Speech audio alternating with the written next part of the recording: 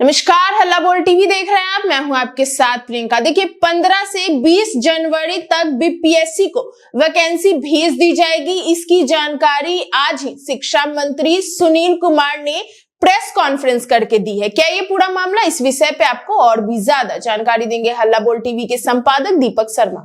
शिक्षा मंत्री सुनील कुमार ने कहा है कि 2005 में बिहार में शिक्षकों की संख्या 2 लाख थी। अच्छा। और आज 5 लाख से भी ज्यादा हो गई है। उन्होंने कहा है कि नीतीश कुमार सरकार ने बिहार में, जब से नीतीश कुमार सरकार आई है, शिक्षा की व्यवस्था में सुधार किया है।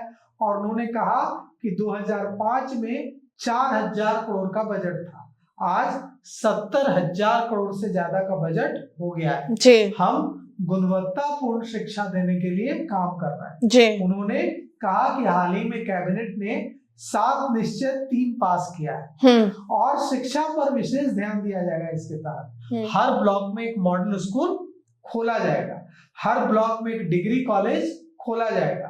अनुकंपा के आधार पर 5500 विभिन्न जो पद हैं उन पर बहाली भी जल्द की जाएगी। और बिहार के स्कूलों के ड्रॉप आउट में, बिहार के स्कूलों का जो ड्रॉप आउट है वो 1% से भी कम हो गया है।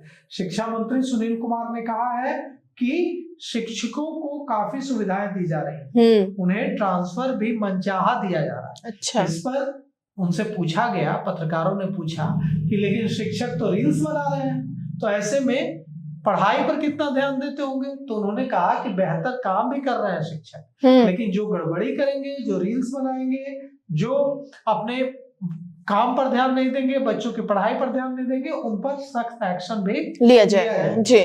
उनसे यह भी पूछा गया कि मंत्री अशोक चौधरी प्रोफेसर पद पर कब ज्वाइन कर रहा है, तो उन्होंने कहा कि मामले को यूनिवर्सिटी सेवा आयोग को भेजा गया है, कुछ चीजों में कमी पाई गई है और जांच के आधार पर इस मामले को आगे देखा जाए।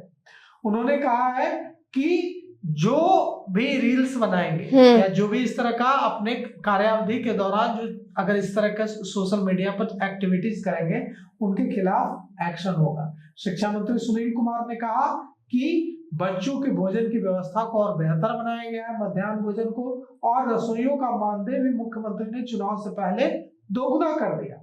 जो नए शिक्षकों की बहाली बीपीएससी हुई है, जो भी नए शिक्षक बीपीएससी से बहाल हुए हैं, उनकी ट्रेनिंग की व्यवस्था भी की जा रही है और उनकी ट्रांसफर, सैलरी, अवकाश, हर चीज पर ध्यान दिया जा रहा है। उन्होंने कहा कि कई जिलों में भवन की कमी है, जिसे जल्द ही ठीक किया जाएगा। अगले 6 महीने में भवन की कमी की समस्या भी दूर कर ली जाए।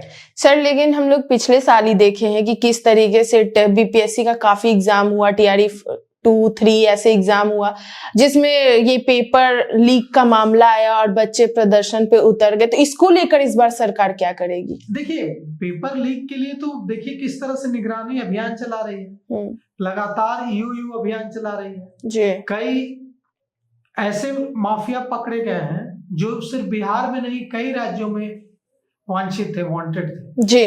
देहरादून की पुलिस खोज रही थी, हैदराबाद की पुलिस खोज रही थी, उन सबको ईओयू निगरानी ने पकड़ लिया है। कई मामलों में खुलासा हुआ है। तो अब हम उम्मीद करते हैं कि इस बार जो टीआरई 4 हो रहा है उसमें किसी तरह की कोई गड़बड़ी ना हो जी। तो सुना आपने कि किस तरीके से बीपीएससी को 15 से 20 जनवरी तक वैकेंसी भेज दी जाएगी और इसकी जानकारी खुद शिक्षा मंत्री ने प्रेस कॉन्फ्रेंस करके दी है। हालांकि इन सब को लेकर आपकी क्या राय हमें कमेंट बॉक्स में बताएं। फिलहाल इस पेशकश में इतना ही। आगे की खबर देखने के लिए बने रहे हल्ला बोल टीवी के साथ। धन्यवाद।